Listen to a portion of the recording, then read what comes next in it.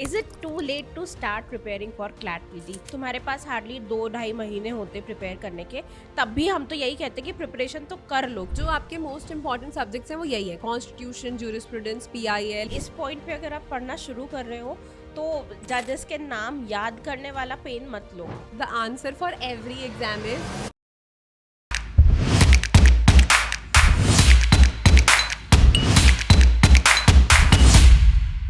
Hi guys, welcome to legal edge after college. मैं हूँ अर्पिता। और मैं हूँ मानसी। आज के इस वीडियो में हम लेकर आए एक बर्निंग क्वेश्चन और वो सवाल ये है, is it too late to start preparing for CLAT PG? देखो, ये वाला जो क्वेश्चन है, ये क्वेश्चन हर एग्जाम प्रेपरेशन में बच्चे पूछते हैं एग्जैक्टली। एंड जैसे जैसे एग्जाम पास आता है वैसे वैसे ज्यादा पूछने लगते हैं। हाँ, and I think the answer for every exam is no. ठीक है, it is never too late to start your preparation. Exactly. और एग्जाम तो देना ही है, तो ये हाँ. नहीं सोचना है कि 2 महीना है, 2.5 महीना है, अब कैसे पढ़ाई होगी, अब तो हो ही नहीं सकता। So don't do that. कोशिश पूरी करनी है, फोकस पूरा रखना है, अपना 100% देना है। हाँ, मतलब जैसे अगर मान लो जुडिशरी का एग्जाम होता, तुम्हारे पास हार्डली 2-2.5 महीने होते प्रिपेयर करने के, तब भी हम तो यही कहते कि प्रिपरेशन तो कर लो, क्योंकि प्रिपरेशन कभी वेस्ट नहीं जाती। हाउएवर उन 2-2.5 महीनों की प्रिपरेशन में जुडिशरी निकालना मुश्किल है, that will agree. But CLAT PG के साथ ऐसा नहीं है। अगर आप स्ट्रैटेजिकली पढ़ाई करो ना, तो आप निकाल सकते हो ये एग्जाम। मतलब 2.5 महीने की प्रिपरेशन में भी you can clear this exam. और अगर आप एक ऐसे बच्चे हो ना जिसने कॉलेज में थोड़ा ढंग से पढ़ाई करी है, मतलब कॉलेज की क्लासेस प्रॉपरली अटेंड करी है, सुना है टीचर्स क्या पढ़ा रहे हैं, लॉ पर थोड़ा अटेंशन दिया है, तो फिर तो आपको अब सिर्फ केसेस पे अगर आप थोड़ा सा ध्यान दे दोगे तो I think it is very much doable. Exactly, बहुत डूएबल भी है, आसान भी है, और कर लोगे, इतना मुश्किल नहीं लगेगा। तो 3-4 चीज़ें अगर साथ में करोगे ना तो आई थिंक हो जाएगा। सबसे पहली चीज़ है कि कॉन्सेप्ट्स अच्छे से पढ़ना चाहिए।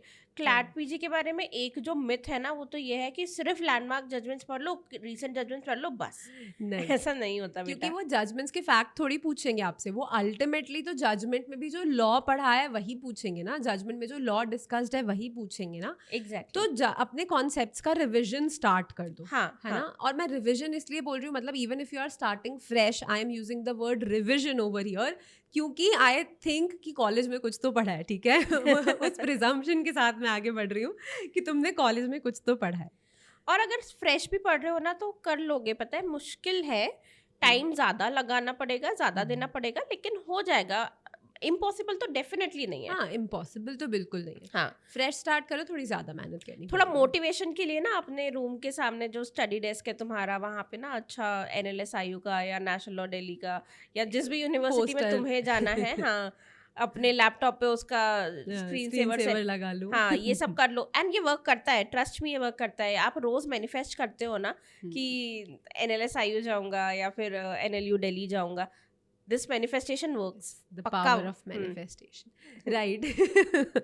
ठीक है, दूसरी चीज जो आप लोगों को करनी है, ऑब्वियसली जजमेंट्स पढ़ने हैं, रीसेंट और लैंडमार्क जजमेंट्स दोनों पढ़ने हैं। देखो, अब जो कॉन्सेप्ट ऑफ लॉ के रिविजन वाली बात है ना, वो एक चीज और भी कर सकते हो कि बाकी तो जनरली तो आपको रिवाइज करना ही है, बट जो लॉ आपके किसी केस लॉ में डिस्कस्ड है, उस लॉ पे थोड़ा ज्यादा ध्यान देना। जो लॉ आपके किसी जजमेंट में रेफर्ड है, उस लॉ पे थोड़ा ज्यादा फोकस कर लेना, और बाकी अपना जनरल रिविजन चलते रहने देना। एग्जैक्टली। लॉ मतलब कॉन्सेप्ट्स पढ़ने के ना 2 तरीके हैं। अभी इतना देर नहीं हुई है कि तुम कॉन्सेप्ट्स सिर्फ जजमेंट से ही पढ़ो। अभी वो टाइम नहीं आया, वो भी आएगा, हम बताएंगे कब है वो टाइम कि अब तुम सिर्फ जजमेंट वाले लॉज पढ़ो और कुछ मत करो।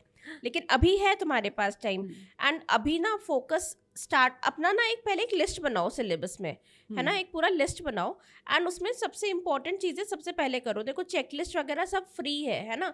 ये सब तुम्हारे पास होनी चाहिए। अभी तक भी नहीं डाउनलोड करिए तो कर लो। मैं डिस्क्रिप्शन में लिंक लगवा दूंगी चेकलिस्ट का, प्रीवियस ईयर पेपर्स का, सब फ्री है ये। ठीक है, this is we are not charging anything for that.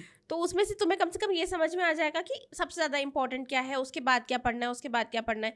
हमेशा मोस्ट इंपॉर्टेंट सब्जेक्ट से शुरू करो। कभी भी SRA या फिर हिंदू मैरिज एक्ट से आप नहीं स्टार्ट करोगे। ऑलवेज स्टार्ट विद कॉन्स्टिट्यूशन और मे बी क्रिमिनल लॉ और PIL और jurisprudence. हाँ, तो जो आपके मोस्ट इंपॉर्टेंट सब्जेक्ट्स हैं वो यही है, कॉन्स्टिट्यूशन, ज्यूरिस्प्रूडेंस, PIL हो गया आपका, फिर क्रिमिनल लॉ आपका इंपॉर्टेंट होता है, हाँ. फैमिली लॉ, एनवायरनमेंट लॉ, ये कुछ ऐसे सब्जेक्ट हैं जिनसे हर साल क्वेश्चन आता ही आता है. Exactly. ठीक है, फिर कुछ ऐसे सब्जेक्ट हैं जिनसे हर साल क्वेश्चन नहीं आता, जैसे लेबर लॉ हो गया, IPR हो गया, टैक्स हो गया. तो इन सब्जेक्ट्स को आप थोड़ा सा इग्नोर कर सकते हो, थोड़ा साइड लाइन में रख सकते हो. हाँ, इनको ना लास्ट, मतलब जब लास्ट कुछ दिन बचेंगे ना, तो थोड़ा थोड़ा दो घंटे करके इनको कर हाँ, लेना. हाँ, बेरक हाँ. से इंपॉर्टेंट चीजें सिर्फ कर लेना. हाँ, That is मतलब it. लास्ट के टाइम पे इनको कर लेना, या इनको सिर्फ जजमेंट्स के थ्रू करोगे तो भी काम चल सकता है. हाँ, हाँ. है ना. अब ये जो महीना है ना आपका, सितंबर का पूरा महीना और 15 अक्टूबर तक का टाइम, इसमें आप अपने कॉन्सेप्ट्स पे बहुत अच्छे से फोकस कर लो. फिर 15 अक्टूबर के बाद से जो टाइम आएगा ना, उसमें बहुत जजमेंट ओरिएंटेड पढ़ाई करना. और प्रीवियस ईयर पेपर्स जो मैम बोल रही थी, प्रीवियस ईयर पेपर्स एक बार देख लोगे तो पता चलेगा कि पेपर में सिर्फ जजमेंट का नाम या सिर्फ बेंच का नाम नहीं पूछा जाता. हाँ. पेपर में बहुत सारी चीज़ें पूछी जाती हैं, बहुत सारा कॉन्सेप्ट पूछा जाता है. ये तो सिर्फ 5-7 सवाल ही होते हैं, राइट. एग्जैक्टली.